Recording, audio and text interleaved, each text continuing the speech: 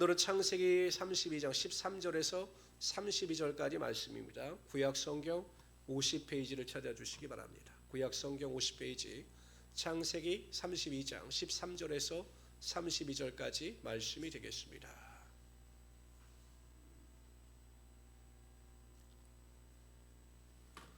찾으시면서 들으세요.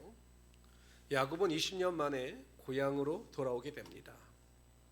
떠날 때는 홀로였으나 돌아올 때는 하나님께서 그를 축복하심으로 말미암아 두 명의 아내, 또 그 아내의 몸종인 첩인 두 명의 첩과 또 자녀 11명, 수많은 종과 수많은 가축을 거느리고 고향으로 돌아오게 됩니다. 그러나 항상 그 마음속에는 무거운 짐이 있었습니다. 그것은 형과의 관계가 개선되지 않았기 때문에 자신이 만일 고향으로 돌아올 때 형이 자신에게 어떠한 해를 가할지 모른다라고 하는 불안감이 있었기 때문입니다. 그래서 먼저 형의 환심을 사기 위하여 자신들의 사자를 보냅니다. 당신의 동생 야곱이 돌아오는데 그에게는 어마어마한 재물이 있다라고 하는 것을 알립니다. 그러면 형이 그 재물로 인하여 마음이 녹을까요? 그러한 계획을 세운 거죠. 그런데 사자들이 와서 보고하기를 형 에서가 아무 말도 하지 않고 자신의 병사 400명을 이끌고 온다는 겁니다. 이것이 자기를 환영으로 나오는 건지 자기 스스로를 치러 나오는 건지 뭐 알 수가 없으니까 오히려 야곱은 하나님 앞에 간절히 기도할 수밖에 없었습니다. 더 불안감이 쌓이니까 하나님께 대하여 비로소 도움을 요청하게 됩니다. 그리고 오늘 마침내 형 에서를 위하여 더 적극적인 행동을 취하는 모습을 나타내 보이고 있습니다. 우리 13절에서 21절까지 먼저 읽습니다. 제가 13절 읽겠습니다. 야곱이 거기서 밤을 지내고 그 소유 중에 형 에서를 위하여 예물을 택하니 암염소가 200이요 수염소가 20이요 암염이 200이요 수양이 20이요 전나는 낙타 30과 그 새끼요 암소가 40이요 황소가 10이요 암나귀가 20이요 그 새끼 나귀가 10이라 그것을 각각 떼로 나누어 종들의 손에 맡기고 그의 종에게 이르되 나보다 앞서 건너가서 각대로 거리를 두게 하라 하고 그가 또 앞선 자리에게 명령하여 이르되 내 형 에서가 너를 만나 묻기를 내가 누구의 사람이며 어디로 가느냐 네 앞의 것은 누구의 것이냐 하거든 대답하기를 주의 종 야곱의 것이요 자기 주 에서에게로 보내는 예물이오며 야곱도 우리 뒤에 있나이다 하라 하고 그 둘째와 셋째와 각대를 따라가는 자에게 명령하여 이르되 너희도 에서를 만나거든 곧 이같이 그에게 말하고 또 너희는 말하기를 주의 종 야곱이 우리 뒤에 있다 하라 하니 이는 야곱이 말하기를 내가 내 앞에 보내는 예물로 형의 감정을 분회해야 대면하며 형이 21절 다 같이 읽읍시다. 시작.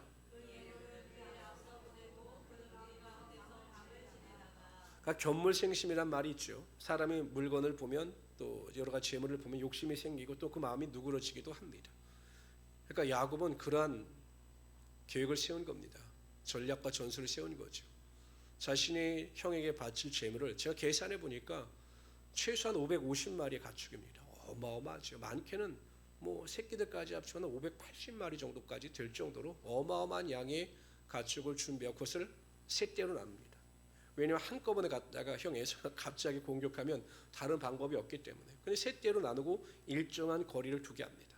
왜냐하면 처음에는 형이 화가 나서 그 재물을 친다 할지라도 또 재물이 나타나면 또 혹시 마음이 또 돌이킬까요? 또 두 번째 예물을 쳐도 또 세 번째를 보면서 마음이 돌이킬까요? 사람이 계속 보면 마음이 변할 수가 있으니까 그러한 계략을 세우게 되는 것입니다.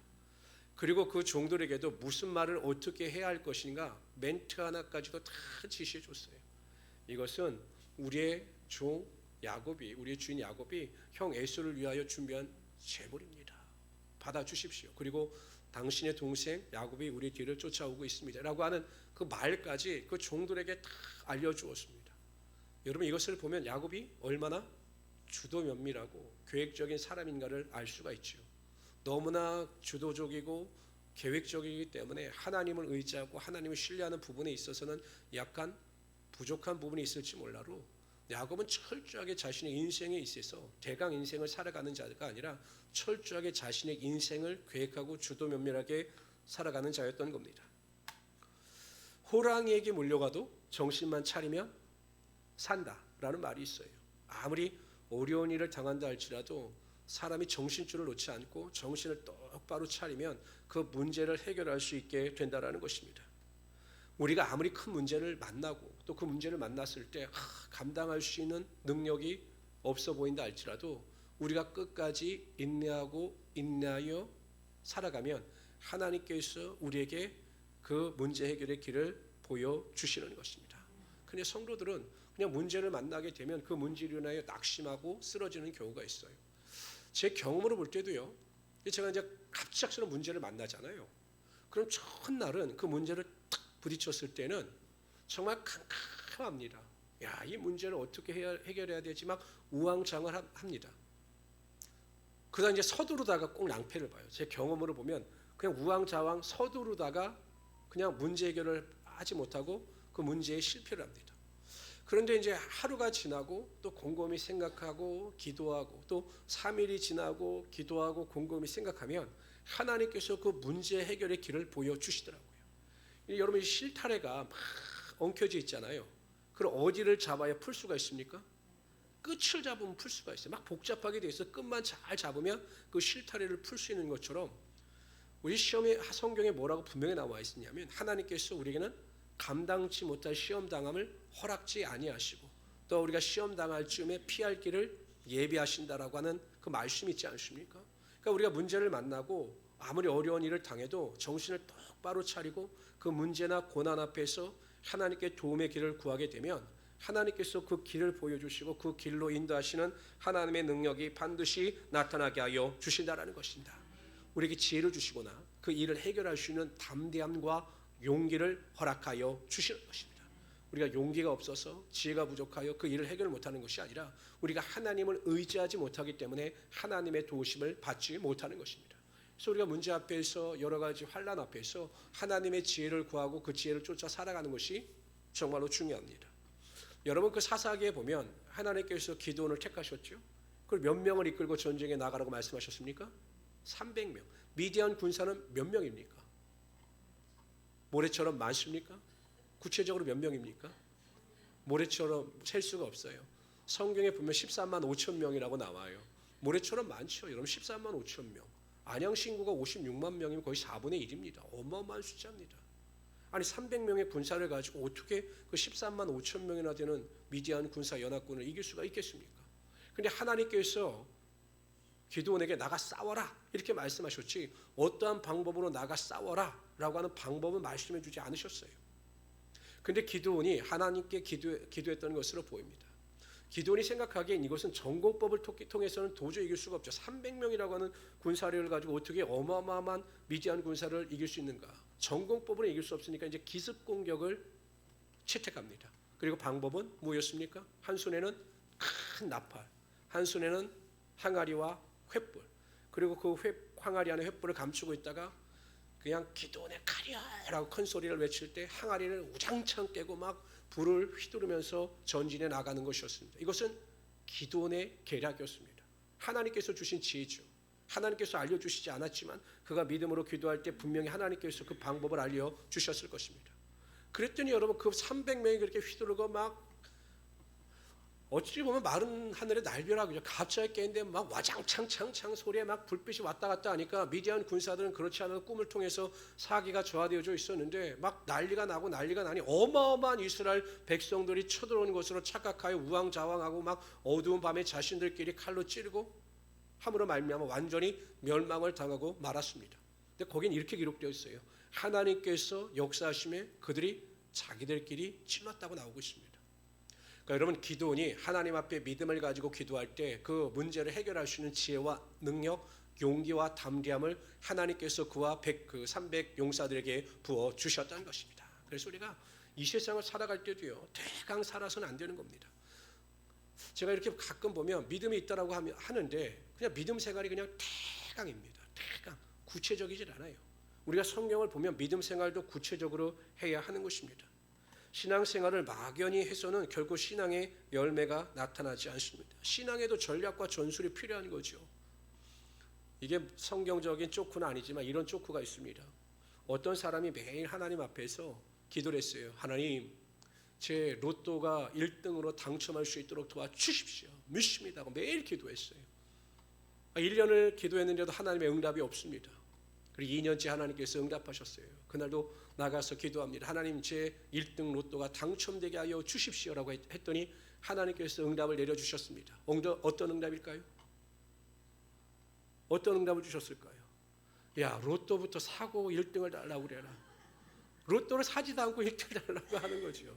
이런 조크가 있어요. 이게 무슨 의미냐면 우리가 노력도 수고도 하지 않고 정말 무슨 하나님의 능력과 축복을 도깨비 방망이처럼 생각한다라는 거죠. 성도도 이렇게 기도합니다. 하나님, 저에게 재물의 축복을 허락하여 주시고 하나님, 나에게 물질의 복을 임하게 하여 주셔서 착한 일을 넉넉히 베풀며 살아가게 하여 주십시오라고 매일 기도합니다. 합당한 기도죠. 그리고 이렇게 기도하고 어떻게 해야 할까요? 열심히라고 또요. 열심히 돈 벌고요. 또요. 그러니까 안 되는 거예요. 여러분, 제가 세상의 경제를 공부하는 사람들한테 이렇게 들어보면 뭐라고 이야기하냐면 부자가 되려면 처음부터 전략하여 종잣돈 1,000만 원을 만들라는 거예요. 그러니까 세상 사람들이 말하는 게 뭐냐면 부자의 첫걸음은 종잣돈 1,000만 원이라는 거예요. 종잣돈이 있어야 그 종잣돈을 가지고 투자를 하든 뭘 하든 할 수 있는 것이지 종잣돈이 없으면 아무것도 할 수가 없다는 겁니다. 여러분, 그렇잖아요. 하나님께 되어 하나님 저에게 재물의 복을 주십시오, 물질의 복을 주십시오라고 한다면 정말 필요 없는 것을 쓰지 않고 전략해서 돈을 모으고 또 그 돈을 가지고 어떻게 할 것인가 하나님께 지혜를 구할 때 하나님께서 하늘의 문을 여시고 하나님의 복을 허락하여 주시는 것이지, 나는 아무것도 하지 않으면서 하나님 저에게 하나님의 복이 임하게 하시고 물질의 복이 임하게 하여 주시옵소서 하고 기도하면 그건 로또 신앙입니다. 로또 신앙인 거예요. 그러니까 전략과 전술이 없는 거죠. 자녀 교육도 마찬가지입니다. 하나님께서 자녀 교육에 대해서 어떻게 우리가 기도할 때 우리 자녀가 잘 아름답게 믿음 안에서 성장하게 해주십시오라고 기도한다면 부모는 구체적으로 자녀의 신앙을 위하여 내가 어떻게 그 자녀들을 교육하고 양육할 것인가 배우고 애쓰면서 그 방법대로 기도하면서 살아가야 한다는 겁니다. 근데 그런 게 전혀 없어요. 하나님께서 키워주실 것을 믿습니다. 뭘 믿습니까? 하나님께서 내가 정말 전략과 전술 자녀 교육을 잘해야지. 뿐만 아니라 직장 생활도 마찬가지죠. 하나님 직장 생활을 잘 할 수 있도록 하나님 도와주십시오라고 열심히 기도하면 하나님께서 직장 생활을 잘 할 수 있는 은혜를 허락하여 주셔요.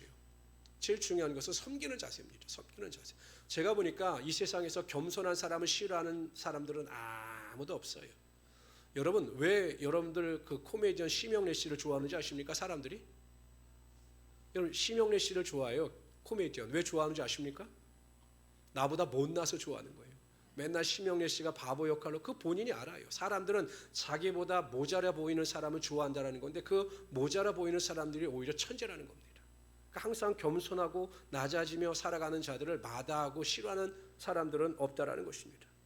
전도도 마찬가지죠. 하나님, 내가 전도의 열매가 맺게 하여 주십시오라고 기도만 합니다.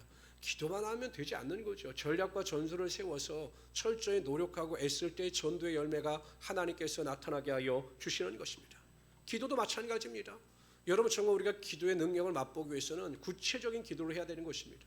그래서 제가 성도님들에게 기도 제목, 기도 카드를 꼭 작성하십시오. 그 기도의 내용을 자세히 적으십시오. 구체적으로 적으십시오라고 말씀드리는 이유가 무엇입니까? 성도들은 기도하는데 매일 막연한 기도를 합니다. 구체적인 기도를 하지 않아요. 막연한 기도를 하니까 기도가 짧고 기도가 깊이 있는 기도가 되지 않는 것입니다. 한번 내 기도를 적어보십시오. 기도 제목을 정말 내가 원하는 것을, 간절히 원하는 것을 구체적으로 적어보시면 우리가 얼마나 기도할 내용이 많고 얼마나 간절히 구체적으로 기도할 내용이 많은지를 알 수가 있는 것입니다. 막연하니까 기도하지 않는 거죠. 막연하니까 정말로 내게 필요한 것이 무엇인지를 모르는 것입니다. 가끔 이 컨설팅을 해주는 사람들 중에서 개인의 삶을 컨설팅 해주는 사람이 있어요. 일상생활을 컨설팅 해주는 사람들이 있어요. 이렇게 보면 대부분의 사람들이 불필요한 일에 시간을 낭비하고 있다는 겁니다. 보면 자신은 중요하다고 생각하는데 불필요한 일에 시간을 낭비하고 있다고 해요. 개인의 삶을 컨설팅 해주는 사람들이. 그래서 그것을 재조정해줍니다. 중요한 일부터 해라. 마찬가지입니다. 우리가 기도하는데 정말 중요하고 간절한 것이 무엇인지를 모른 채 습관을 쫓아 매일 중언부언 기도하는 경우가 많아요. 그래서 제가 구체적으로 기도 제목을 쓰고 원하는 것, 바라는 것을 구체적으로 적어서 기도하라고 말씀드리는 이유가 거기에 있는 것입니다. 그럴 때 하나님께서 그 구체적인 기도, 간절한 마음을 가지고 기도하는 여러분의 기도 가운데 하나님의 능력과 영광이 반드시 나타나게 하여 주실 것입니다. 신앙생활도 여러분 전략과 전술이 필요합니다. 주도 면밀하게 계획을 세워서 최선을 다할 때 우리의 삶에 하나님의 열매와 축복이 임하게 되는 것입니다. 그런 믿음을 가지고 우리 야곱처럼 하나님이 주시는 지혜를 가지고 성실하게 최선을 다하며 살아갈 수 있는 하나님의 귀한 성도들이 되시기를 주님의 이름으로 축원합니다. 우리 22절부터 32절까지 읽도록 하죠. 22절 제가 읽겠습니다. 밤에 일어나 두 아내와 두 여종과 11아들을 인도하여 야폭 나루를 건널세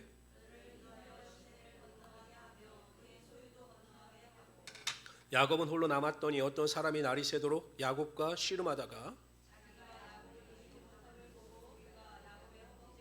치매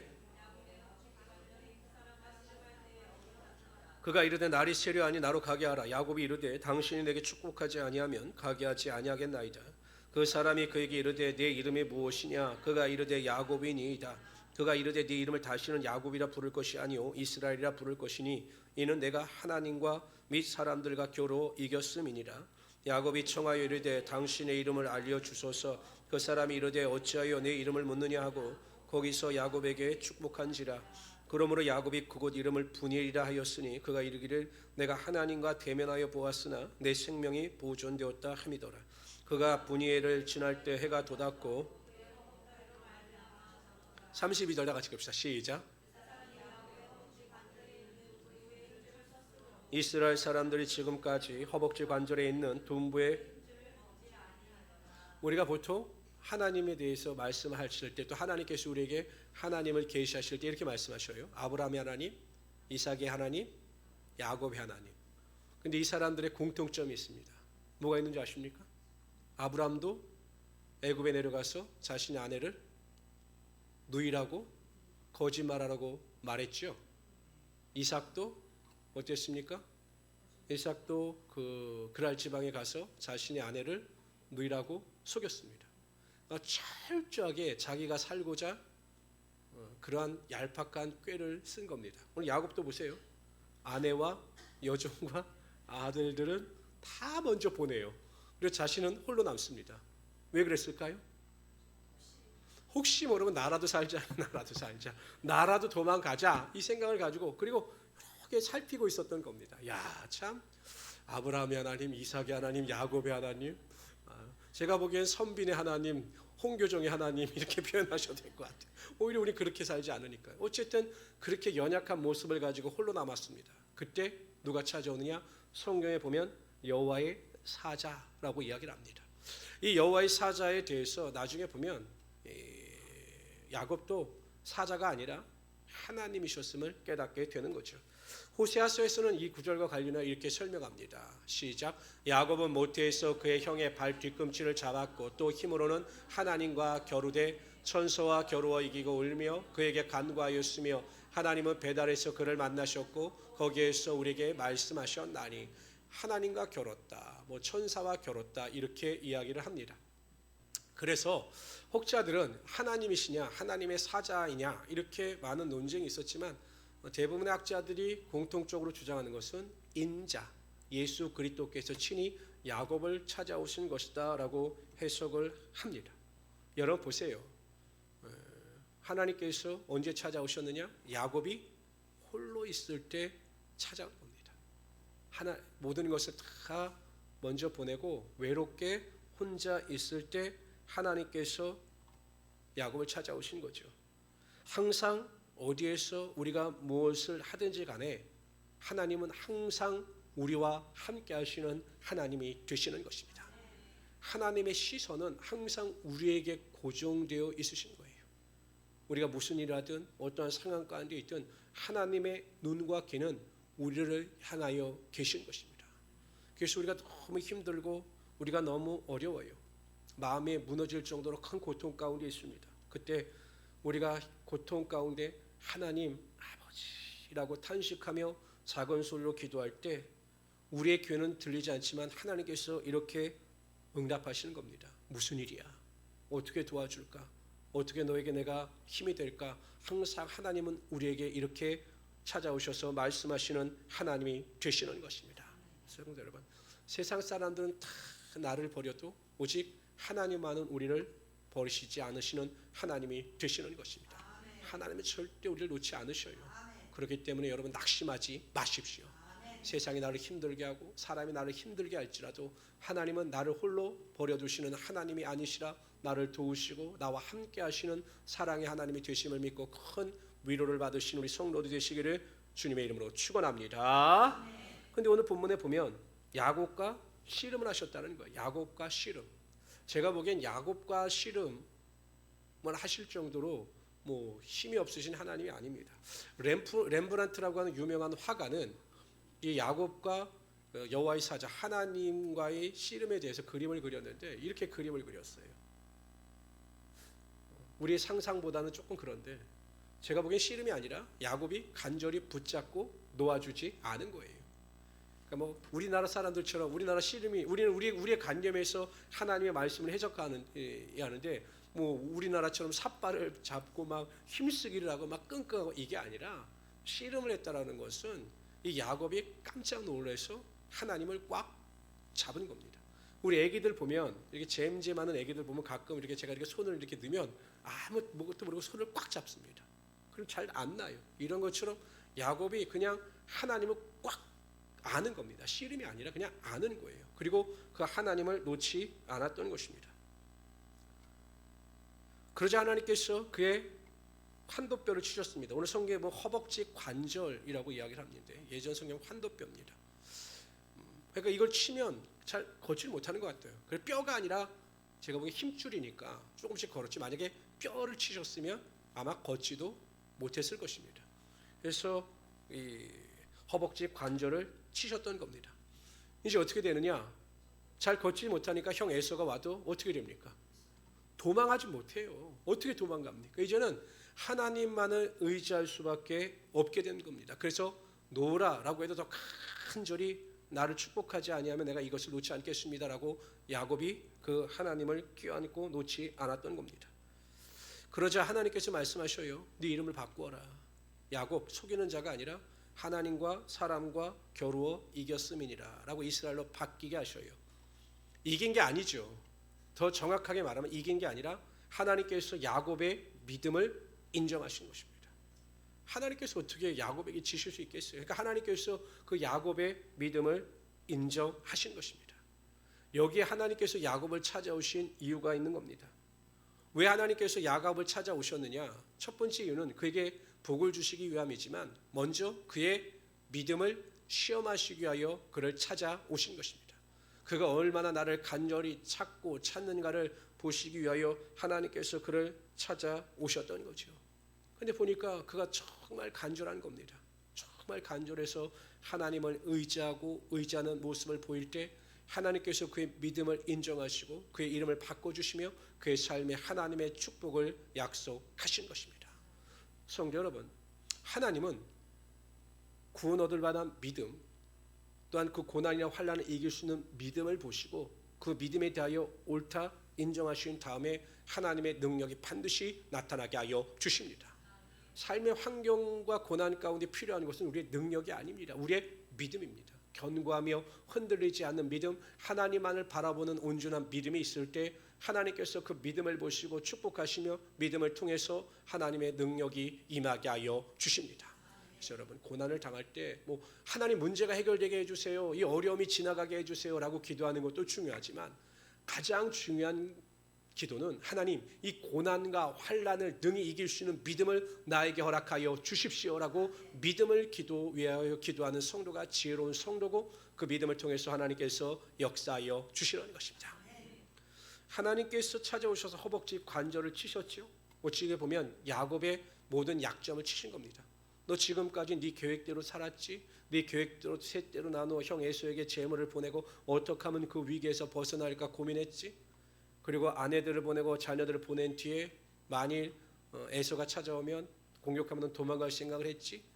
이 약점, 허벅지 관절을 쳤다고 하는 것은 야곱의 약점을 치신 거예요. 그것을 온전히 다 내려놓으라. 그 모든 것을 다 내려놓고 나만을 바라봐라 라고 하나님께서 그 허벅지 관절을 치신 겁니다. 가끔 하나님께서는 우리를 축복하시기 위하여 우리의 예전 성경 말씀대로는 환도뼈, 허벅지 관절을 치시는 겁니다. 하나님은 찾아오셨어요. 때로는 우리가 믿음으로 기도할 때 우리의 허벅지 관절을 치셔요. 어떤 사람에겐 그것이 교만일 수 있습니다. 하나님은 그 교만을 치셔요. 그래서 재물을 앗아가게 하시거나 혹은 그 사람에 있는 병을 통해서 철저하게 그 교만을 깨트리십니다. 어떤 성도는 나태와 게으름이라고 하는 허벅지 관절이 있으면 그걸 깨트리셔요. 예배하지 않고 기도하지 않고 믿음 생활 열심히 하지 아니하시면 하나님께서 그 나태와 게으름을 치십니다. 그래서 하나님 앞에 나와 간절한 마음을 가지고 기도하게 하시는 거죠. 어떤 성도에게는 물질에 대한 애착이 허벅지 관절이 될 수도 있고, 또 어떤 성도들에게는 자녀가 허벅지 관절이 될 수가 있어요. 어떤 성도에게는 나의 성격이, 많은 성도들에게는 성격이 이 환도뼈처럼 허벅지 관절처럼 장애가 될 때도 있습니다. 그냥 아무 때나 나타나는 분노라든지 뭐 이런 잘못된 성격이 환도뼈가 될 수가 있어요. 그래서 하나님께서 환도뼈를 치시는 겁니다. 그것을 내려놓아야 하나님께서 축복의 문을 여시고 하늘의 은혜와 능력이 임하게 하여 주시는 것입니다. 네, 여러분 중요한 게 있습니다. 성도들은 스스로 자신의 환도뼈가 뭔지를 모릅니다. 알면 좋은데 자신의 환도뼈가 뭔지를 모릅니다. 정말 이 나에게 있어 환도뼈가 무엇인가를 아는 성도라면 반드시 축복의 문이 열리게 되어 있어요. 그런데 대부분의 성도들은 나의 환도뼈가 뭔지를 몰라요. 그러니까 여러분 오늘 기도하십시오. 하나님, 나의 환도뼈가 무엇입니까? 깨닫게 하여 주시고 그것을 깨뜨리게 하여 주셔서 하나님, 내가 은혜와 축복의 길을 걸어갈 수 있도록 하나님 나의 문을 열어 주시옵소서라고 기도할 수 있는 우리 성도들이 되시기를 주님의 이름으로 축원합니다. 그래서 우리 인생의 환도뼈가 인생의 장애문이 아니라 인생의 도약대, 인생의 디딤돌이 될 수 있도록 나의 약점과 나의 어리석음을 통하여 역사할 수 있는 뛰어넘는 하나님의 영광을 맛보며 살아갈 수 있는 우리 성도들이 되시기를 주님의 이름으로 축원합니다. 기도하겠습니다. 조시 하나님, 정말로 감사합니다. 언제나 우리를 사랑하시며 귀한 은혜와 능력을 아버지 함께 하시 하나님, 오늘도 우리가 이 자리에 예배 가운데 주님 앞에 겸손한 마음을 가지고 나갈 때마다 하나님께서 하늘의 문을 여시고 크신 은혜와 능력을 아버지 함께 하시며 은혜 위에 은혜가 임할 수 있도록 도와주시옵소서. 하나님, 야곱이 결국은 깨졌습니다. 자신의 계획과 자신의 모든 것을 다 내려놓고 자신의 허벅지 관절이 깨어짐으로 말미암아 하나님만을 바라보는 자가 되었습니다. 하나님, 우리의 모든 약점과 우리의 모든 환도뼈가 주님 앞에서 깨어지게 하여 주시옵소서. 우리의 모든 교만도, 나태와 게으름도, 부정적인 생각도, 병약, 의식도, 나의 잘못된 입술의 고백도, 나의 모든 악함도 다 깨어지게 하여 주시옵소서. 그래서 하나님, 우리가 온전한 믿음을 가지고 나아가 하나님의 축복을 받게 하여 주시옵소서. 영혼이 잘된 같이 범사가 잘되며 간공케 되는 축복이 이 예배 시간에 이 참석한 모든 자들 가운데 임하게 하여 주시옵소서. 두려움도 불안도 낙심도 절망도 떠나가게 하시며 항상 기쁨과 소망이 흘러넘치게 하여 주시옵소서. 감사하며 예수님의 이름으로 기도드리옵나이다. 아멘.